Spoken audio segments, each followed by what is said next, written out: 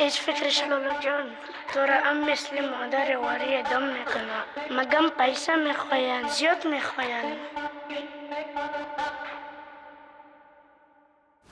Et sinon à l'école, ça va? Ouais. À l'école, ça va très bien, ouais. Quoi? Tu travailles pas à côté? Moi? Non. Tout a commencé quand j'ai rencontré Roïd. Voilà, je l'ai rencontré et j'animais un atelier théâtre à France Terre d'Asile. Et j'avais la nécessité depuis quelques mois de raconter une histoire sur le courage et la vitalité des jeunes que j'avais rencontrés là-bas. Et ça m'était de plus en plus nécessaire de raconter l'histoire et d'en faire un film. T'appelles comment? Roïd. Chandor. Et toi, Chandor? Ouais, je m'occupe d'appartements Airbnb en ce moment. Tu peux mettre à faire un peu de ménage, tu vois. D'accord. Quand j'ai rencontré Roïd, tout à coup, tout s'est aligné, quoi. C'est-à-dire qu'il était vraiment l'incarnation de ce que je voulais raconter. Comme je ne parlais pas le français, ça ne m'intéressait pas du tout. Un jour, Vincent est venu me voir et me parlait par rapport à la boxe, tout ça. Ben, je lui ai dit, si, je fasse la boxe, mais c'est bon, c'est chouette. Let's do it, c'est bon. Dans la salle de théâtre, il nous a fait un truc short, un truc filmé. Ben, je l'ai fait, il m'a dit, ben, t'es acteur? Ben, j'ai dit, bah oui. Tout simplement, j'ai dit, bah oui. Et alors, il m'a dit, ah, ben, c'est bien, c'est bien. Et après 2-3 semaines, il m'a proposé le film. Ben, j'ai dit, ok, bah, allez-y. Il a dit oui tout de suite. Et je connaissais Moujib aussi à peu près au même moment. Et tout doucement, j'ai fabriqué le film. C'est la première fois qu'on a fait les films ensemble, avec Vincent. Et en plus avec mon frère. Bah, je sens bien même. En fait, j'ai déjà fait un film au Bled aussi.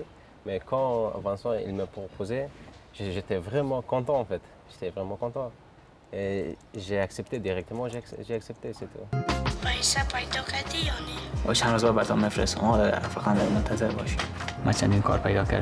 Je dois dire une chose importante de la part de Roïd, Moujib, Chandor, tous les acteurs, c'est qu'ils ont tous accepté de tourner sans scénario. Ils ont tous accepté, je leur ai dit voilà, j'ai une histoire très importante à raconter.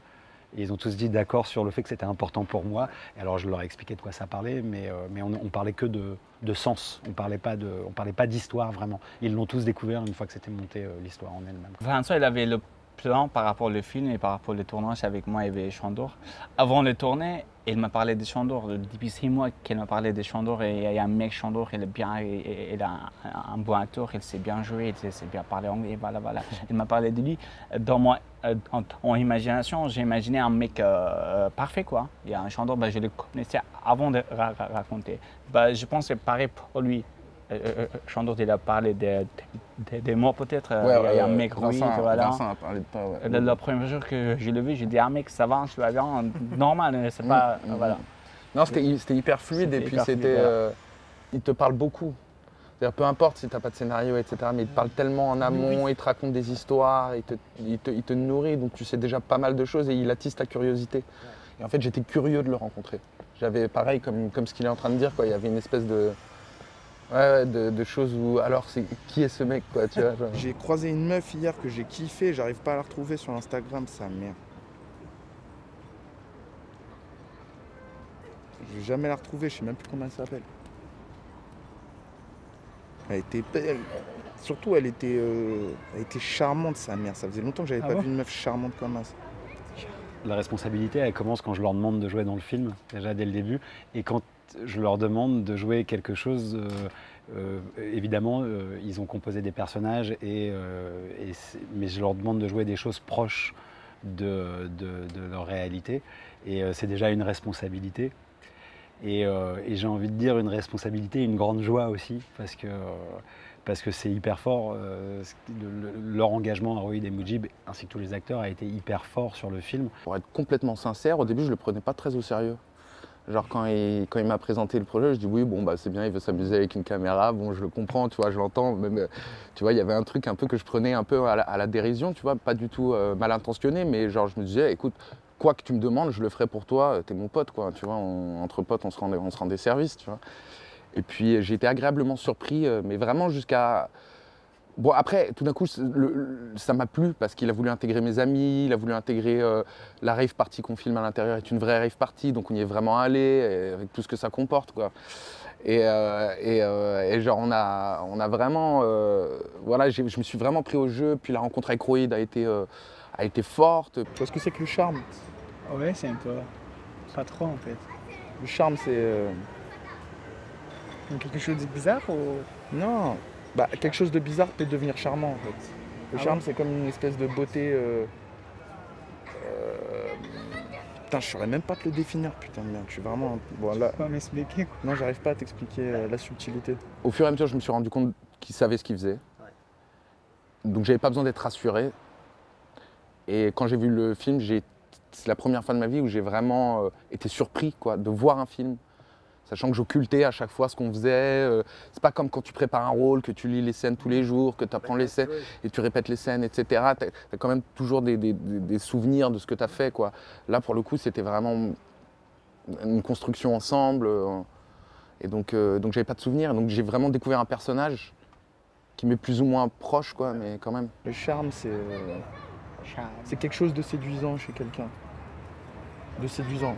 Je suis pas capable. Séduisant, séduire. Tu sais ce que ça veut dire, séduire? Séduire. Seduction. Seduction. Ouais. Like flirting, seduction. Yeah. Ok? Flirting. Ouais. Tous les acteurs ont coécrit leur rôle avec moi. Et Chandor, qui connaît bien le projet, on vivait dans le même quartier à l'époque, dans le 18e, qui connaissait bien, a amené encore plus. J'avais certainement écrit un personnage plus comme moi, plus fleur bleue, on va dire. Et Chandor a amené une espèce de vérité comme ça. Au début, il en a rien à faire de Rohit, il va même l'arnaquer. Et du coup, je validais à fond parce que tout à coup, il y avait un vrai parcours à faire. Et du coup, j'ai l'impression que plus on raconte la résistance à se rencontrer, et plus on raconte la rencontre. On est des gens complexes. Il n'y a pas d'ange ni de démon. On est des gens dans une certaine complexité. Donc les mecs, quand tu vis à Paris, que c'est la galère pour payer un loyer et tout, que tu es dans la démerde, bon, bah, de temps en temps, si tu peux la mettre à l'envers à quelqu'un que tu connais pas, tu vas le faire. Quoi. Ça fait partie des gens. Et puis tout d'un coup, même les gens les plus intéressés, les plus opportunistes, tout d'un coup peuvent se révéler être des gens superbes quand ils rencontrent d'autres gens qui les touchent. Et qui leur font quelque chose, quoi, qui les bousculent. En plus, Chandor, est-ce que tu as des plans pour travailler plus pour moi? Comment ça, travailler plus pour toi? Tu veux travailler plus? Ouais, je peux travailler plus, tu vois.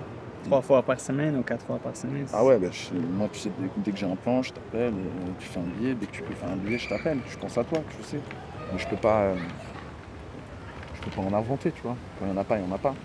Un des propos de départ est de qu'est-ce qui est possible si on parvient à se rencontrer. Je sais que moi j'ai eu cette chance de travailler à France Terre d'Asile et de me rendre compte que l'échange faisait que 1 + 1 ça fait 4, quoi. Que tout à coup, moi j'amenais, j'ai beaucoup, par exemple, comme on le voit dans le film, transmis le français à des jeunes qui venaient d'ailleurs. Et pour un auteur, c'est très fort de transmettre les mots de sa langue et de recevoir en échange les mots d'une autre langue, de recevoir la culture, de recevoir des comportements, des mœurs différents des nôtres. Depuis le début, j'ai envie que le film raconte ça. Elle a dit non au professeur, elle a dit bon, on les questionne. On les questionne. Oui, on les questionne. Et tous les problèmes sont posés. Franchement, au début de la film, au début de la tournage, c'était super gênant. que je ne comprenais pas sa langue français, elle ne comprenait pas ma langue d'Ari ou persan. On était en train de communiquer anglais, à un niveau anglais qu'on a. C'était super bizarre. Et depuis jour les jours, on a augmenté la confiance. Soudain, le fou rire le prend. Il efface tout. Et il efface tout. Les chiffres et les mots. Les dates et les noms. Les phrases et les pièges. J'ai fait le contraire de ce que j'ai dit toute ma vie. J'ai tous mes potes réels qui voulaient monter tout seuls, qui voulaient faire les choses tout seuls. Je pense que le cinéma, c'est une rencontre, c'est de faire des choses à plusieurs, c'est vraiment ça. Il se trouve que ce film-là, depuis le début, j'avais besoin de le cadrer, j'avais besoin d'être proche des acteurs, j'avais besoin de le vivre, j'avais besoin de, même comme je le cadrais seul, le film c'est un détail, c'est anecdotique, mais le film me faisait mal au bras en fait. J'avais besoin de le sentir dans mon corps, le film. Et j'ai eu besoin de ça, je ne savais pas pourquoi. Au début, je ne savais même pas, j'ai essayé et je me disais que peut-être après je ferais venir une équipe.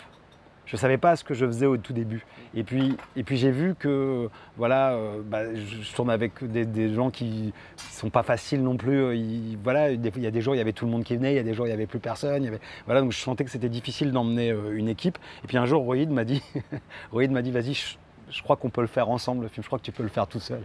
Et du coup, ça m'a mis en confiance. Et voilà, et c'est important. Je pensais que c'était plus grand. Et l'annonce disait quoi?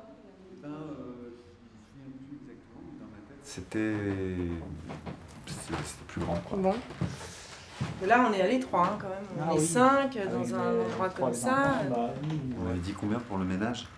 Les ménages, déjà c'était 40. 40, ouais. C'est beaucoup, 40. J'ai que 28, peut-être 10.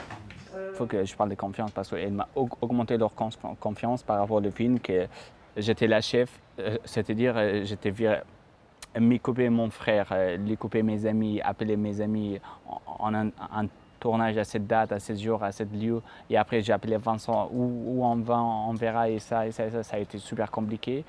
Mais ça a été super et je suis content. Comme on a beaucoup tourné avec Rohit a dirigé un peu tous ses potes et son frère. Notamment, il y a un truc qui nous fait beaucoup rire, c'est le regard caméra. Il y a un des acteurs afghans qui systématiquement regarde la caméra. Du coup, c'est super dur à monter. Du coup, Rohit leur expliquait. Puis je lui expliquais beaucoup ne rien faire, ne pas jouer. Et souvent, quand un acteur commence à comprendre ce qu'il joue, il le joue un peu moins bien. Il le donne. Il veut me faire plaisir, quoi. Du coup, j'ai beaucoup insisté là-dessus avec Rohit. Du coup, il me disait ouais, je sais rien. Des fois, à la fin de la prise, il disait ouais, je sais, j'en ai trop fait et tout. Et après, quand il y avait ses potes ou son frère, il leur répétait faites rien, les mecs, faut rien faire, faut juste être là. Je pense que 40 c'est trop. Non, mais si j'avais parlé déjà, c'était 40. Voilà, mais ça sera 30. Je sais, ouais. Non, ça sera 30. Voilà, merci. Le prix s'est fixé déjà, c'est 40, mais on ne le sent pas parce que c'est. Il y avait des choses qui ne sont pas très fixées ici. On s'attendait quand même. Évidemment, je me suis posé la question du documentaire avant de commencer le film. De façon générale, je crois que j'aime interroger les frontières, les limites.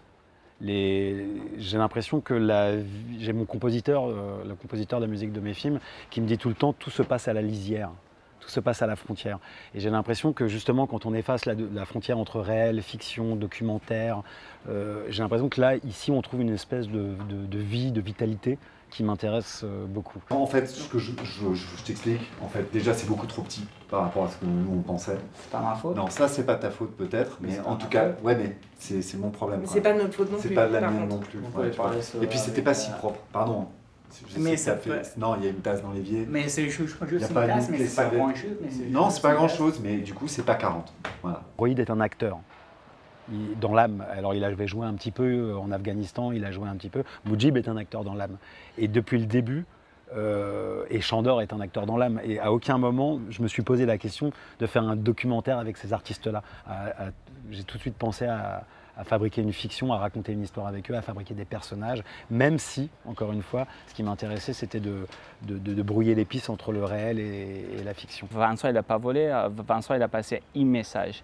Un message et voler, ce n'est pas la même chose. Vincent, il a essayé de passer un message où la réalité encadre le film. Vous voyez, on a fait passer le message. Il y a certaines réalités dans le monde qu'on les a maintenant, qu'on a essayé de montrer pour les gens. C'est ça qu'on a fait plutôt Vincent. Je tiens à souligner que j'ai pas toujours... Il y a des moments, j'ai volontairement... était au bord de la réalité. Puis des moments, la réalité nous a rattrapés. J'ai inventé des choses et puis il se trouve que j'avais commencé à tourner avant la chute de Kaboul. Ça nous a tristement rattrapés. Et puis plein de détails du film se sont révélés au fur et à mesure, quoi. Et malgré les menaces de mettre sous les huées des enfants. Oui. Là, c'est dur pour moi. Oui, c'est ça? Hué. Oui. Oui, mais pourquoi? Oui. Hué. Attends. Je pense que quand même ce qui m'appartient, c'est que j'aime inventer des procédés J'aime inventer des procédés pour chaque histoire à raconter. J'ai fait des premiers courts-métrages avant d'être scénariste, où j'inventais ma façon de faire. Et puis après, j'ai eu une vie dans le long-métrage, et puis j'ai fait des courts-métrages où il y avait toute une équipe de longs. Et malgré la réussite des films, malgré le fait que j'ai une tendresse pour eux, tout à coup, je me sentais loin de ce que j'avais envie de fabriquer, quoi. Et donc, un peu dépossédé. Et là, sur ce film-là, j'avais envie j'avais envie d'être libre, j'avais envie d'exprimer ce que j'avais envie qu'on soit tous libres. Il n'y avait pas question de mettre une croix par terre, il n'y avait pas une question de bloquer les acteurs, il y avait une question de lâcher prise pour avoir quelque chose d'authentique. Ça m'a toujours étonné la manière dont il racontait des histoires qui semblaient peut-être banales, oralement, hein, je veux dire, déjà avant même qu'on ait travaillé ensemble. Et qui tout de suite, j'avais les images en tête, c'est-à-dire j'avais tout le film qui se déroulait dans ma tête, quoi.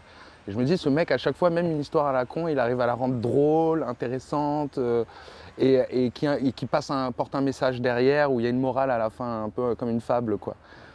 Et déjà, voilà, c'est ça qui a fait qu'on a matché, et puis nos références et notre cinéphilie, et absolument tout. Et puis surtout que j'avais beaucoup tendance à l'époque à chercher un peu des paires de substitution, des mentors. On a besoin de gens comme ça, surtout en tant qu'acteur, quand on a besoin de gens qui nous regardent avec des yeux d'amour, quoi. Et ce qui n'est pas forcément une évidence tous les jours. Et voilà, et de par ça, on a fait un court-métrage et après, on s'est pas lâché, quoi. Tu t'appelles Iris, c'est ça? Iris. Bah oui, Chandor, il m'a parlé de toi. Je sais que si j'écrivais rien, il se passait rien. Si j'écrivais quelque chose et qu'on tournait exactement ce que j'avais écrit, c'était pas bon non plus. Il fallait que j'écrive quelque chose et puis ça faisait naître autre chose. Et souvent, la fatigue des acteurs était profitable. C'est-à-dire qu'il y avait un premier truc et puis au bout d'un moment, tout le monde en avait marre. Des fois même, ils s'énervaient un peu contre moi s'ils en avaient marre. Et tout à coup, il y avait un lâcher-prise qui venait. Évidemment, il y avait des moments, voilà, par exemple, Chandor, je pouvais aller le voir, lui dire, voilà, là, il va falloir que ça raconte ça. Est-ce que tu peux déclencher ça en face, machin, tac. Enfin voilà. Et puis pareil avec chacun, quoi. J'avais la chance que personne avait le scénario, donc je pouvais. C'est facile finalement. Bah, en tout cas, j'avais envie de travailler comme ça. Là. Ouais. Avec Vincent, encore une fois, c'est une histoire qui est plus. On a peu d'amis, quoi, dans ce métier, vraiment. Donc tout se mélange. On a envie de bien faire et en même temps, on n'a pas envie de décevoir. Et en même temps, il est d'une tendresse absolue et puis on a le droit de se planter. Peut-être que j'ai plus de pression avec d'autres. Donc du coup, c'est peut-être que le fait de tourner avec Vincent, c'est une plus-value dans le sens où je suis détendu, j'y vais dans un certain état de détente, je sais que je suis apprécié, quoi. On a besoin de ça, mine de rien, on est des mégalos narcissiques et tout, on a besoin d'être caressé, quoi. Tu vois. On ne peut pas y aller face à un mec ou une nana trop agressive, trop dur, quoi. Tu vois. Ton frère, il est comment? Comme toujours, il ne change pas. Oui. Si tu peux arrêter de jouer, s'il te plaît. C'est normal, on habite en France. J'ai toujours été étonné, puisqu'on parle de Moudjib, et je le vois beaucoup dans les rushs, c'est de sa conscience de ce qu'il jouait. Je suis vraiment étonné parce que je sais que le résultat donne l'impression qu'il est dépossédé. Enfin, je sais que j'ai cette scène que j'adore avec l'éducateur, où Rohit l'emmène chez l'éducateur et où à chaque fois qu'on la regarde tous, on se dit mais c'est fou ce que joue Moudjib. Et je sais qu'il n'est pas dépossédé, je le vole pas en fait. Vraiment, je le vole pas. Il sait exactement ce qu'il fait et tout. Enfin, vraiment, il y a de la maîtrise, quoi. Ouais. Et je suis toujours étonné. Ils sont plusieurs comme ça, moins acteurs que d'autres, où je me dis, ouais, il y en a qui comprennent rien à ce qu'ils font et on les vole en permanence. C'est pas le cas de Moudjib, quoi. En fait, il est vraiment cool. Ouais. Tu vois, il est vraiment cool, il est vraiment gentil. Je le trouve. Ouais. Et c'est gênant que la caméra soit proche des fois. Ouais. Ça te gêne? Oui. Ça te déstabilise? Mon petit frère, c'était un peu compliqué de tourner avec lui parce que c'était la deuxième fois que je tournais avec lui. Mais ça a été super, c'était une belle expérience que j'ai vécue avec lui. Elle est la même personnalité à l'extérieur aussi. Mais il m'écoute des fois ça change, il ne m'écoute jamais. Ils s'en fichent, ils se disent vas-y, casse-toi. Ferme. Et des fois, elle reste super calme, super gentille, mais elle me dit oui, dis-moi. C'est ça normalement. L'important, c'est que tu sois à l'aise. Mais arrête, on dirait Marlon Brando. Depuis mes enfances, j'ai rêvé d'être un acteur, plutôt un héros. Et ce film, ça n'a pas encore expliqué toute ma vie, mais bon, bah, je vais. Ouais, c'est ça normalement. U et. Oui. Oui. U Oui. Oui, c'est oui. Et alors? Non, c'est ça, ouais. U Oui. U C'est pas oui. Parce que tu rajoutes un. Tu dis ouillé. Oui, c'est ça. C'est U et. Oui. Mais Oui. en fait, tu vois, il faut juste prendre un U et un E. Oui. U et. Oui, c'est ça. Oui. Tu veux faire d'autres films? Oui, je vais faire les d'autres films aussi, avec Vincent. Avec moi? Avec lui. Et avec d'autres réalisateurs? Tu veux faire une carrière d'acteur ou... Oui, je vais voir. J'ai pas décidé encore, tu vois. La tristesse, c'est-à-dire? Qu'est-ce que c'est pour toi être triste? روحید اینا زیادتر میخوایم نمیفهمیم که چی کنیم. Par rapport aux papiers, il y a de nouvelles ou pas? C'est mon premier film français que j'ai joué autant que rôle principal. Et, bah, du coup, j'ai attendu à ce point-là parce que le film Le Nouveau Monde, on ne peut pas l'expliquer. Il faut qu'on le montre. Mais comme Vincent il nous a expliqué plusieurs fois, c'était compliqué à expliquer aussi. Mais j'ai compris dans ma tête une chose, que le résultat, ça va être bon. Ça va être plus que bon. Mais comme on avait du coup travaillé, tourné pendant 3 ans, ou pas plus, mais quand je l'ai vu pendant le premier jour, j'arrêtais pas mes larmes, quoi. C'était super touchant et bah, j'ai fier sur moi et sur l'équipe que j'ai et le film qu'on a fait. Tout m'a touché parce que moi déjà dès que tu parles d'une mère et de son fils, déjà tu m'as perdu parce que je suis hyper proche de ma mère, j'ai été élevé par elle majoritairement. Qui plus est, la manière dont Rohit et Moujib interprètent leur rôle, où je trouve qu'il y a une finesse, mais il y a tellement de délicatesse, c'est pas surligné, il y a pas de, ça cherche pas. En fait, moi, pareil comme lui, du début à la fin, j'étais en larmes.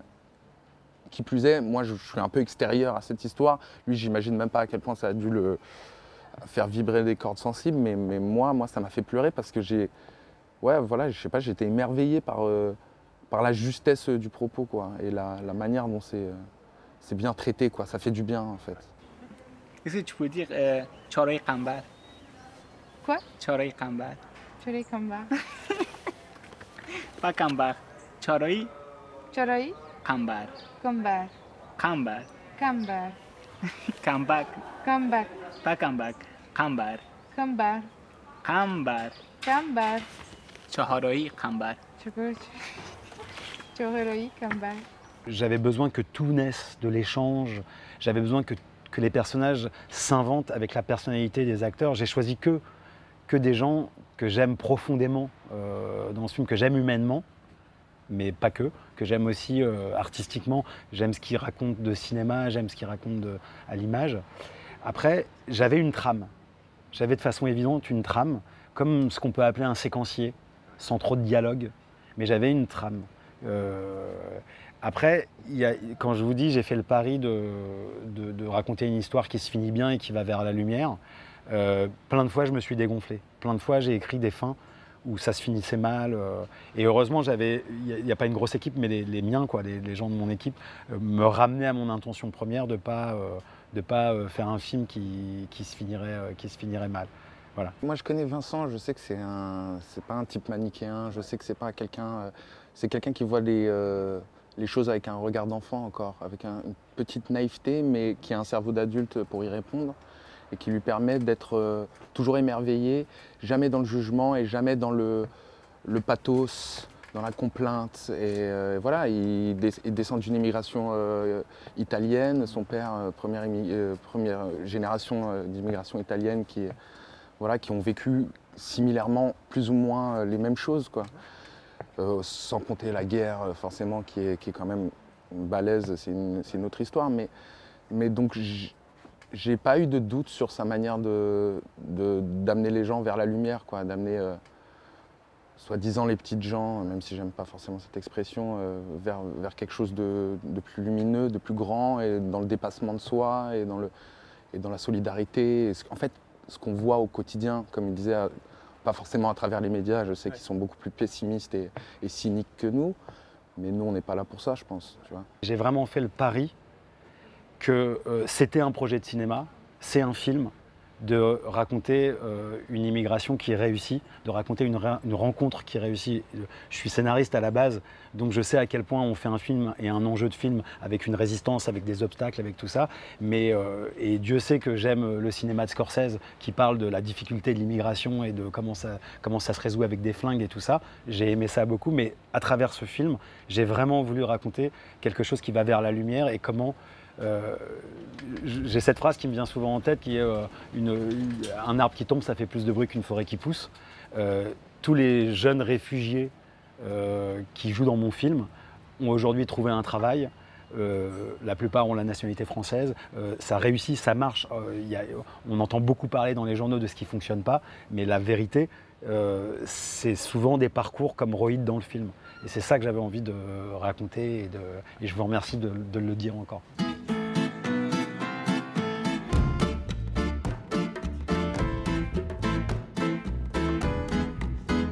Si tu bosses, tu gagnes de l'argent, c'est fini. Il y a quelque chose qui se dégage du film, qui dépasse le sujet. Et par exemple, je sais que j'ai ma coproductrice qui a fait un atelier à l'école de la seconde chance et qui a commencé à montrer le film à tout le monde. Et en fait, elle en a dégagé un sens qui est, pour quelqu'un qui rencontre des difficultés à la base de sa vie, comment avancer, comment se battre. Et en ça, le fait que je me rends compte que moi, ma façon de faire le film, cette coproductrice, Sarah Marx, m'a dit c'est vraiment un film qui raconte la sueur, tu l'as fait avec la sueur, et il raconte la sueur. Et je me rends compte que c'est ça le plus important en fait. C'est que le film raconte ça et s'il peut donner ce message-là, je ne pense pas qu'un film doive donner des leçons, mais s'il peut donner le message de, de comment on met un pas devant l'autre, comment on avance, comment on y croit et comment on finit par y arriver comme Rohit, je crois que c'est super important.